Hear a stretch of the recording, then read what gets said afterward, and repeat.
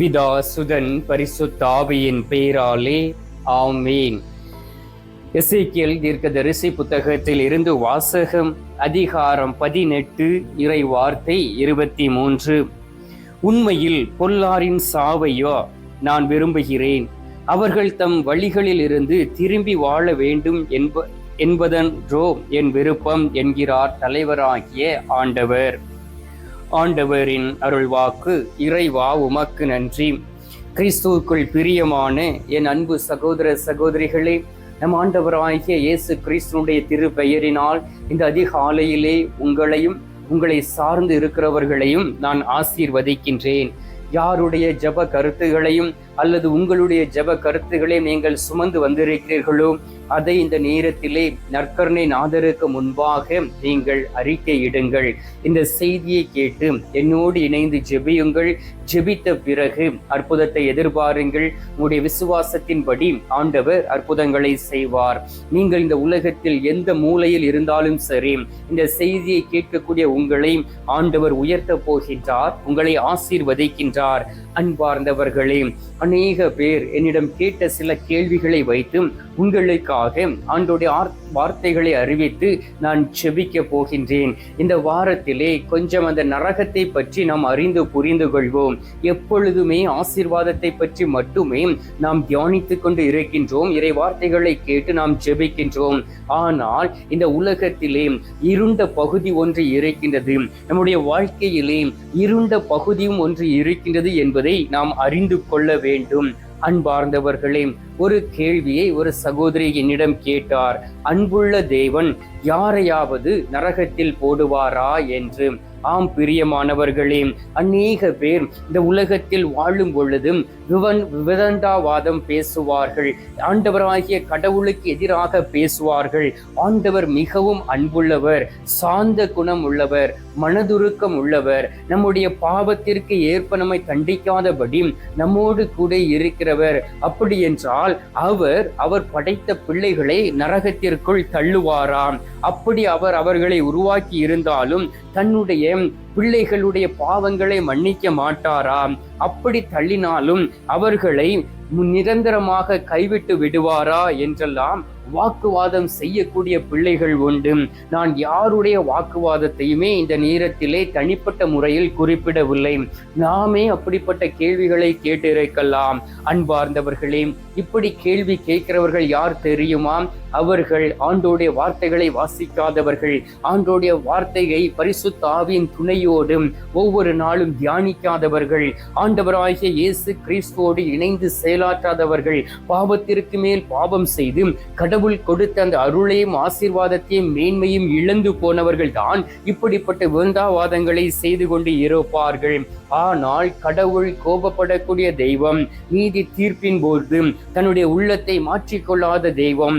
ஏனென்றால் இந்த உலகத்தில் வாழும் பொழுது நமக்கு எல்லா வாய்ப்புகளையும் கொடுத்து இருக்கின்றார். எப்படி வாழ வேண்டும் என்பதை கற்றுக் கொடுத்து இருக்கின்றார். நாம் அதையெல்லாம் விட்டுவிட்டு நாம் கடவுளுக்கு பிரியமில்லாத வழிகளில் வாழ்ந்து கொண்டு தீயதை செய்து கொண்டு உலகம் என்கின்ற மாயைக்குள் சிக்கிக்கொண்டு நாம் கீழ்ப்படியாதபடி தற்பெருமையோடும் அவமானமான வாழ்க்கையும் வாழ்ந்து கொண்டு ஆண்டவரை காயப்படுத்தி கொண்டு இருந்தால் உண்மையிலே நியாய தீர்ப்பின் போது நம்மால் கடவுளுக்கு முன்பாக நிற்க முடியாது. நம் கடவுள் அன்பு உள்ளவர்தான், ஆனால் அவர் நீதி செய்கிறவர்கள், நியாயம் தீர்க்கிறவர் என்பதை நாம் வாசிக்கின்றோம். அன்பார்ந்தவர்களே, இணை சட்டம் 6வது அதிகாரம் 15வது வார்த்தையை வாசித்து பாருங்கள். அவர் எரிச்சல் படக்கூடிய தெய்வம். அதே போல் எபிரேயர் 12:29 வாசித்து பாருங்கள். அவர் எரிக்கிற அக்கினியாக இருக்கின்றார். எனவே சோதோம் கோமராவில் மக்கள் பாவம் செய்த பொழுது ஆண்டவர் அவர்களை அந்த நாளிலே அழித்து போட்டார். ஏன் தெரியுமா? அவர்கள் கடவுளுடைய வார்த்தைக்கு கீழ்ப்படியவில்லை. கந்தகமும் அக்கினியும் அங்கே வந்து அந்த பட்டணம் முழுவதையும் அழித்து போட்டது என்று தொடக்க நூல் 19வது அதிகாரம் 29வது வார்த்தையில் வாசிக்கின்றோம். வாசித்து பாருங்கள். என் ஆகமம் 16வது அதிகாரம் 27வது வார்த்தையிலே மோய்சனுக்கு எதிராக நின்று பேசிய கோராகு மற்றும் தாத்தான், அப்ராம் என்று சொல்லக்கூடியவர்களை அவர்கள் கடவுள் பாதாளத்தில் தள்ளினார். ஏனென்றால் மோசே ஒரு இறைவாக்கினராக இருந்தார். இஸ்ரவேல் மக்களை வழிநடத்தக்கூடிய ஒரு கருவியாக கடவுள் அவரை பயன்படுத்தினார். அவருக்கு எதிராக பேசிய பொழுது அந்த அக்கினி வந்தது. அதே போல் என்னாகவும் 16:35 வாசித்து பாருங்கள். அந்த நாட்களிலே அங்கே 250 பேர் சென்று ஆண்டவருடைய கருவறைக்குள் சென்று ஆண்டவரால் தேர்ந்தெடுக்கப்படாதவர்கள் அங்கே தூபம் காட்டினார்கள். அவர்கள் அனைவரையும் அந்த கூடாரத்திற்குள்ளேயே அக்கினி எரித்து போட்டது என்று நாம் வாசிக்கின்றோம். அன்பார்ந்தவர்களே, பரலோகம் உண்டு என்றால் சந்தோஷம் படுகின்றோம். ஆனால் நரகம் ஒன்று இருக்கிறது என்றால் நாம் வேதனைப்படுகின்றோம். இந்த உலகத்தில் பாவம் செய்யும் பொழுது சந்தோஷம் உண்டு, நன்மை செய்யும் பொழுது சந்தோஷம் இருக்காது. ஆனால் பாவம் செய்ய செய்ய சாத்தான் உங்களை விடமாட்டான். அந்த பாவம் உங்களை அழித்து கண்டிப்பாக நரகத்திற்கு சென்றுவிடும். எனவே தான் நரகத்திற்கு எதிராக பிரசங்கம் செய்கிறவர்கள் மிகவும் குறைவு. அந்த பாதாள கடலை பற்றி மக்களுக்கு கற்றுக் கொடுக்கிறவர்கள் மிகவும் அரிது. உத்திரிக்க ஸ்தலத்தை பற்றி பிரசங்கம் வைக்கிறவர்கள் அரிது என்பதை புரிந்து கொள்ள வேண்டும். அன்பார்ந்தவர்களே, இந்த உலகத்திலே நமக்கு சந்தோஷம் இருப்பதை போல அந்த மேல் உலகத்திலே இன்னும் அதிகமான சந்தோஷம் உண்டு. இருளும் பகலும் இருப்பதை போல, ஒளியும் இந்த உலகத்திலே இரவும் இருப்பதை போல, நன்மையும் தீமையும் இருப்பதை போல, சரி தவறு என்று இருப்பதை போல அந்த உலகத்தில் நாம் வாழக்கூடிய நாட்களிலே நல்லதை மட்டும் நாம் கற்றுக்கொண்டு தீயவற்றை அறிந்து கொண்டு அதை விலக்கிவிட்டு வாழும் பொழுது ஆண்டவர் நம்மை மோட்ச பாக்கியத்திற்குள் கொண்டு சேர்ப்பார்.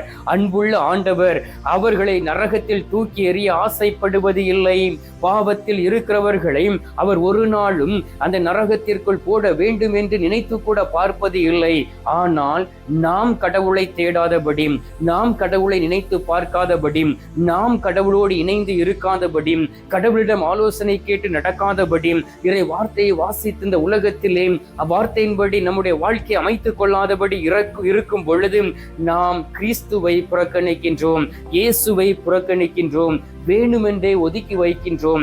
அவ்வாறு செய்கிறவர்கள் தான் அந்த பாதாளத்திற்குள் கடந்து செல்கிறார்கள். நீங்கள் வியாதிப்பட்டு வேதனையோடு இருக்கும் பொழுது டாக்டர் வந்து அன்போடு உங்களை சோதித்து பார்த்து உங்கள் நோய்க்கு ஆலோசனை கூறுவார், மருந்துகளை தருகின்றார். இதை வைத்துக் கொள்ளுங்கள், இதை உண்ணுங்கள், அப்பொழுதுதான் நீங்கள் நலம் பெறுவீர்கள் என்று.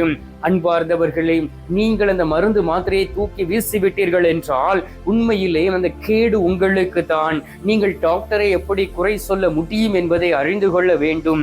இந்த நாளிலும் நல்ல ஒரு மருத்துவராக, ஆலோசனை கர்த்தராக, நம்மோடு தங்கி இருக்கக்கூடிய அன்பு நேசராக, ஒவ்வொரு நாளும் நமக்கு ஒளியாய் வரக்கூடிய அன்பு தகப்பனாக, நம்மை சுமக்கக்கூடிய ஒரு தாயாக அவர் நம்மோடு கூட இருக்கின்றார். அவ்வாறு இருக்கக்கூடிய அவரை நாம் அறிந்து புரிந்து கொள்ள வேண்டும், அவரோடு இணைந்து இருக்க வேண்டும். அவர் வழியாக நாம் ஒவ்வொரு நாளும் ஆசீர்வாதங்களை பெற்றுக்கொள்ள வேண்டும். அதற்கு நம்மை தூய்மைப்படுத்தும் பொழுதுதான் அப்படிப்பட்ட அற்புதங்களை ஆண்டவர் நம்முடைய வாழ்க்கையில் செய்கின்றார். எனவே இந்த அருமையான நாளிலே ஆண்டவரோடு நாம் ஒன்றித்திருப்போம், செய்த தவறுக்காக மனமாறுவோம், நல்ல ஒரு குருவானவரை பார்த்து பாவ சங்கீர்த்தனம் செய்து நம்மை தூய்மைப்படுத்திக் கொள்வோம். ஆண்டவர் நம்மோடு கூட இருப்பார், நம்மை பலப்படுத்துவார், நம்மை ஆசீர்வதிப்பார். எங்கள் பரலோக தந்தையே, இயேசு கிறிஸ்துவே, தூயனல் ஆவியே, தகப்பனே, இந்த அருமையான காலை பொழுதிற்காக உமக்கு நன்றி சொல்லி உம்மை துதிக்கிறோம் அப்பா. இந்த அருமையான காலை பொழுதிலே நீர் எங்களை ஆசீர்வதிக்கவே ஆசீர்வதித்து, எங்களை பலப்படுத்தவே பலப்படுத்தி, எங்களுக்கு பக்க பலனாய் கூட கடந்து வருவதற்காக உமக்கு நன்றி சொல்லி உம்மை துதிக்கிறேன் அப்பா. அதிசயங்களையும் அற்புதங்களையும் செய்யக்கூடிய தெய்வமே, நாங்கள் இந்த உலகத்திலே யாரை குறை சொல்ல முடியும்? இந்த உலகத்திலே நாங்கள் செய்த தவறுகளினால் நாங்கள் குறைவுபட்டவர்களாக இருக்கின்றோம். இந்த உலகத்திலே நாங்கள் எப்படிப்பட்ட வாழ்க்கை வாழ வேண்டும் என்றே சொல்லி தெரியாமல் அறியாமல் வாழ்ந்து கொண்டு இருக்கின்றோம். உம்மிடம் ஆலோசனை கேட்காமல் இருக்கிறபடியினால் சில நேரங்களில் தேவையில்லாத கேள்விகளை கேட்டும் என் கடவுளாகிய ஆண்டவரை நாங்கள் வேதனைப்படுத்தி இருக்கின்றோம். அந்த தருணத்திற்காக நாங்கள் மன்னிப்பு கேட்டு செபிக்கிறோம். அப்பா ஆண்டவரே, உமது கிருபை பெரியது, உமது வல்லமை பெரியது, உமது ஆசீர்வாதம் பெரியது. இந்த நேரத்திலே அன்பு பிள்ளைகள் உம்மை தேடி வந்து உமது ஆசீர்வாதத்தை எதிர்பார்த்து இருக்கிறார்களே, அவர்கள் ஒவ்வொருவரையும் உமது திரு பெயரினால் நான் ஆசீர்வதிக்கிறேன் சுவாமி. எல்லோருமே ஆசீர்வதிக்கப்பட்ட பிள்ளைகளாக இருக்கவும், என் ஆண்டவருடைய அருளையும் இரக்கத்தையும் புரிந்து கொண்டு நடக்கவும், என் ஆண்டவர் ஒவ்வொரு நாளும் என்னை ஆசீர்வதிப்பார் என்கின்ற எண்ணத்தோடு நடக்கக்கூடிய பிள்ளைகளாக இருக்கக்கூடியவர்களை நீர் ஆசீர்வதிப்பீராக. அன்பார்ந்த இயேசு சுவாமி, எசேக்கியேல் 18:20 வாசிக்கின்றோம், பாவம் செய்கிறவரே சாவர் என்று. பிள்ளைகள் பெற்றோரின் குற்றங்களை சுமக்க மாட்டார்கள், அவ்வாறே பெற்றோரும் பிள்ளைகளின் குற்றத்தை சுமக்க மாட்டார்கள்.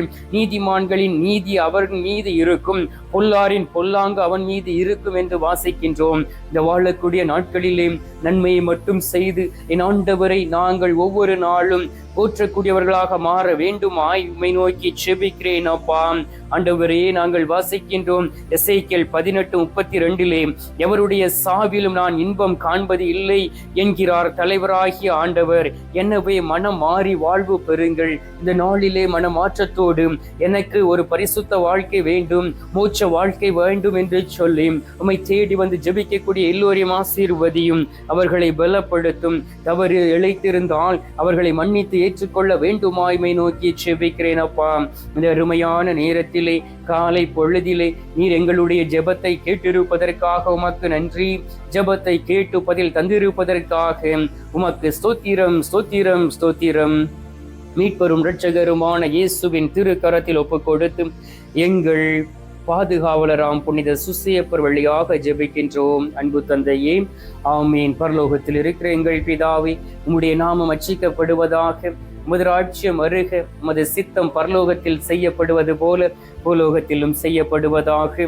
எங்கள் அனுதின உணவை எங்களுக்கென்று அளித்தருளும், எங்களுக்கு தீமை செய்கிறவர்களை நாங்கள் பொறுப்பது போல எங்கள் பாவங்களை பொறுத்தருளும், எங்களை சோதனை விளைவிடாதையும் தீமையில் இருந்து எங்களை ரட்சித்தருளும். ஆமேன். அருள் நிறைந்த மரியே வாழ்க, கர்த்தர் உடனே பெண்களுக்குள் ஆசீர்வதிக்கப்பட்டவள் நீரை, உம்முடைய திரு வயிற்றின் கனியாகிய இயேசும் ஆசீர்வதிக்கப்பட்டவரே. அஜிஷ்ட மரியே, சர்வேசுடைய மாதாவே, பாவிகளா இருக்கிற எங்களுக்காக இப்பொழுதும் எங்கள் மரண நேரத்திலும் வேண்டிக் கொள்ளும். ஆமீன். பிதாவுக்கும் சுதனுக்கும் பரிசுத்த ஆவிக்கும் மகிமை உண்டாவதாக, ஆதியில் இருந்தது போல இப்பொழுதும் எப்பொழுதும் என்றென்றும் இருப்பதாக. ஆமீன். அன்பார்ந்தவர்களே, நற்கருணை நாதர் தரும் ஆசீர்வாதத்தை பெற்றுக் கொள்வோம்.